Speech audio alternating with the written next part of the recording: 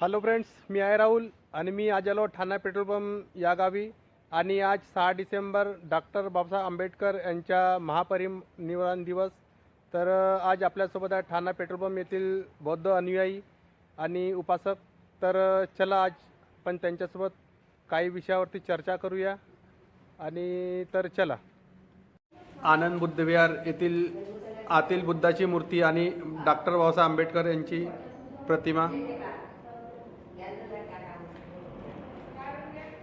बाबासाहेबांनी परत एकदा बुद्धांना शुद्धीवर आणलेला आहे आणि आमच्यामध्ये बुद्धांचा प्रसार प्रचार केलेला आहे.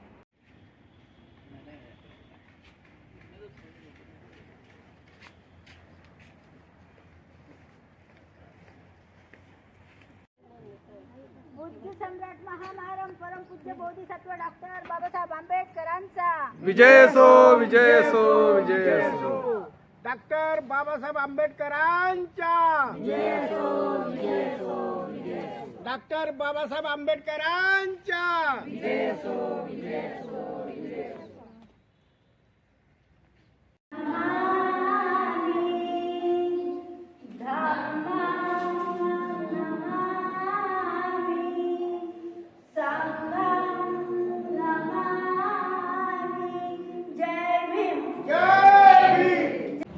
मेन चौकातील बुद्ध विहार आणि ही बुद्धाची मूर्ती आणि साईडला डॉक्टर बाबासाहेब आंबेडकर यांची सुद्धा मूर्ती आहे.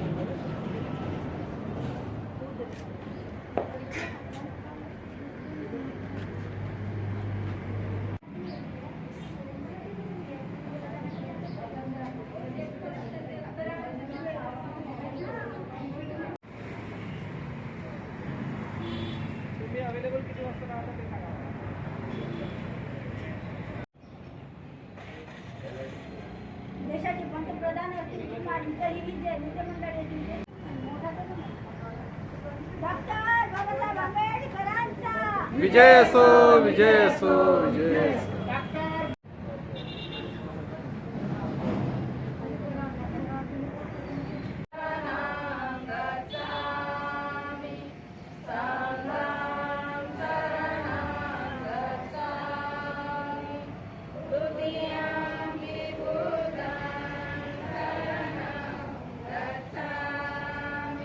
काका, तुमचा परिचय काय आहे? माझं नाव पंचशिला शांताराम गोंडाने, राहणार पेट्रोल पंप ठाणा. आणि आज 6 डिसेंबर डॉक्टर बाबासाहेब आंबेडकर यांच्या महापरिनिर्वाण दिवस आहे. तर त्याबद्दल तुम्ही आंबेडकरी जनतेला काय सांगाल? मी आंबेडकरी जनतेला हेच सांगेन की महामानव डॉक्टर बाबासाहेब आंबेडकरांनी खूप परिश्रम, आपला स्वास्थ्याचा बळी देऊन, आपल्या आरोग्याचा बळी देऊन जी संविधान घटना लिहिली आणि ती राजेंद्र प्रसाद, पंडित जवाहरलाल नेहरू आणि बाकी काही गोपालाचारी वगैरे होते त्यांच्या हातात सुपूर्द केले की हे सर्वांसाठीच आहे, नुसत्या SC ST साठी नाही तर सर्व देशासाठी आहे. पण ही चालवणारे जर व्यवस्थित असले तर घटना चांगली समजली जाईल, जर चालवणारे बरोबर नसले तर ही घटना चांगली समजली जाणार नाही. असे म्हणून ती घटना त्यांच्या हातामध्ये दिली. बाबासाहेबांनी हा फार मोठा दान केला. दान, बाबासाहेब दानी होते आणि ते दानी होते तर त्यांनी पहिला दान गांधीला जीवदान, दुसरा दान भारतीय घटनेचा संविधान आणि तिसरा दान मुंबईचा सिद्धार्थ कॉलेज हा सर्व विद्यार्थ्यांना खुला करून दिला, तो दान. अरे जो पुरुष कोणी पुस्तकाला हात लावला की कागदाला हात लावल्यासारखा वाक्य म्हणणारा व्यक्ती आणि पुस्तकांसाठी मोठं घर बांधणारा व्यक्ती तो दान करू शकते. एक पुस्तक जाणणारा आणि अजून पुस्तक दान करणारा असे महापुरुष अजून कोण्या विश्वात झालेला नाही. म्हणून विश्वरत्न, भारतरत्न नाही तर विश्वरत्न, अशा विश्वरत्नास आमच्या सर्वांकडून मनापूर्वक अभिवादन. आणि पुन्हा पुन्हा बाबासाहेबांचा विजय हो आणि त्या धर्माने स्त्रिया पुरुष आपापल्या घरी चर्चा करत आणि त्यांची पिढी पण बाबासाहेबांच्या अनुकरणाने चालावेत. आज आपल्यासोबत आहेत SK मेश्राम सर. सर, आज 6 डिसेंबर डॉक्टर बाबासाहेब आंबेडकर यांच्या महापरिनिर्वाण दिवस. तर या दिवसाबद्दल तुम्ही आंबेडकरी जनतेला काय सांगाल सर?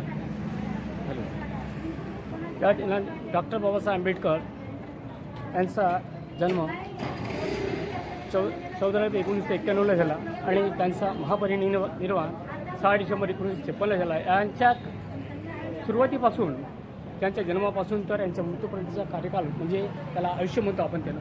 आयुष्यात जगत असताना त्यांना जे हालअपेष्टा जे सहन करावं लागल्या, त्यांनी मी विद्यार्थी दशेमध्ये ज्या हालअपेष्टा सहन केल्या, त्या हालअपेष्टा सहन करत असताना त्याने खूप असं परिश्रम केलं आणि या परिश्रमाच्या माध्यमातून जे शिकत असताना त्यांना म्हणजे माणसाचा हा विंटाळ करतो हे चतुश्रेणी हे त्यांना माहीत नव्हती. आणि हे चतुश्रेणी यांच्यामध्ये ब्राह्मण, वैश्य, शूद्र हे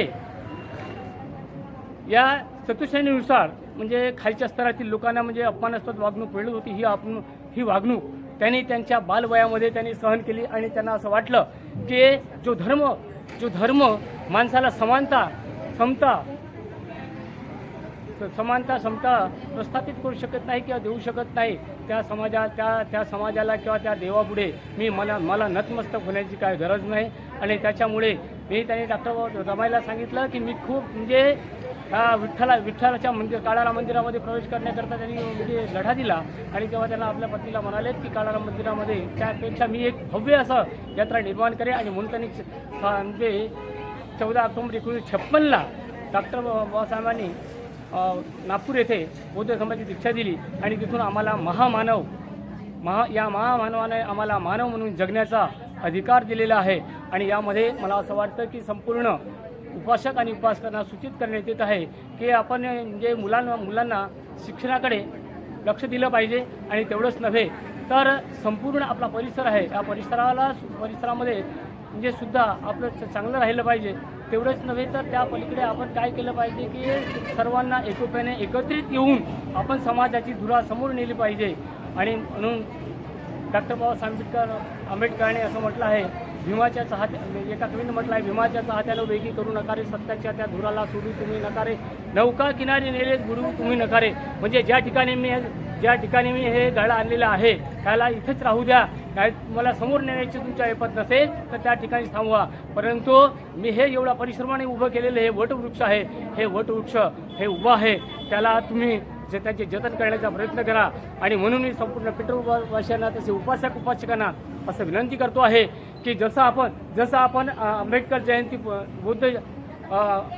बुद्ध जयंती आणि त्याचप्रमाणे इतर जयंत्या आपण विहारामध्ये साजऱ्या करतो आहेत, त्या विहारामध्ये जयंत्या साजऱ्या करताना संपूर्ण पेट्रोल पंपवासियांना असं मला म्हणावंसं वाटतं आहे की आपण आपला डॉक्टर बाबासाहेब आंबेडकरांनी आपले आयुष्य संपूर्ण त्यामध्ये घोकून दिलेलं आहे. आणि आपण या समाजाकरिता 2 मिनिट का 5-10 मिनिट आपण देऊ शकत नाही. हे एक आपल्या पुढे मला असं वाटतं एक शोकांतिका आहे. आणि या शोकांतिकेला आपण म्हणजे थोडं विचार करून आपण येणाऱ्या जे पुढच्या भविष्यामध्ये कार्यक्रम आहेत, भविष्यामध्ये राजनैतिक जरी असेल अशा कार्यक्रमामध्ये संपूर्ण एका विचारानं एक डिसिजन घेऊन आपल्याला एक कार्य करायचे आहे. हे संपूर्ण बौद्ध उपासकांनी हे ठरवायला पाहिजे. आणि आपण दुसऱ्याच्या मागे न धावता लोक आपल्या मागे कसे म्हणजे येतील याचा आपण प्रयत्न केला पाहिजे. परंतु आपण काय करतो का डॉक्टर बाबासाहेब आंबेडकरांनी असं म्हटलं आहे, शिका, संघटित आणि संघर्ष करा.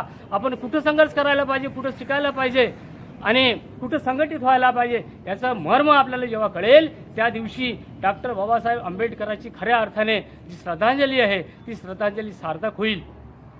सर, बाबासाहेबांनी संविधान इतका मोठा संविधान लिहून ठेवलेला आहे, परंतु ज्यावेळेस गरीब जी जनता होती त्यावेळेस जनता गरीब होती, त्यावेळेस चळवळ श्रीमंत होती. आज लोक श्रीमंत झाले पण चळवळ गरीब झाली. यामुळे जो संविधानाचा धोका होऊन राहिला आणि जे जनता आहे आपली आंबेडकरी जनता ती सुद्धा रस्त्यावर येत नाही. सर, याबद्दल तुम्ही आंबेडकरी जनतेला काय सांगाल सर?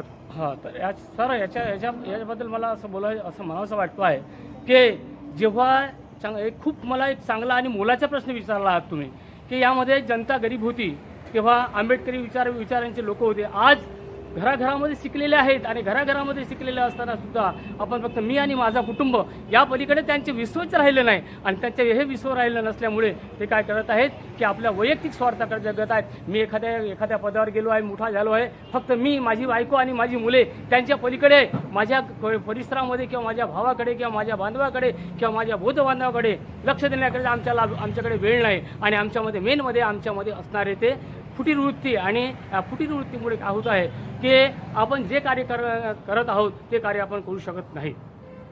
ठीक आहे, धन्यवाद सर.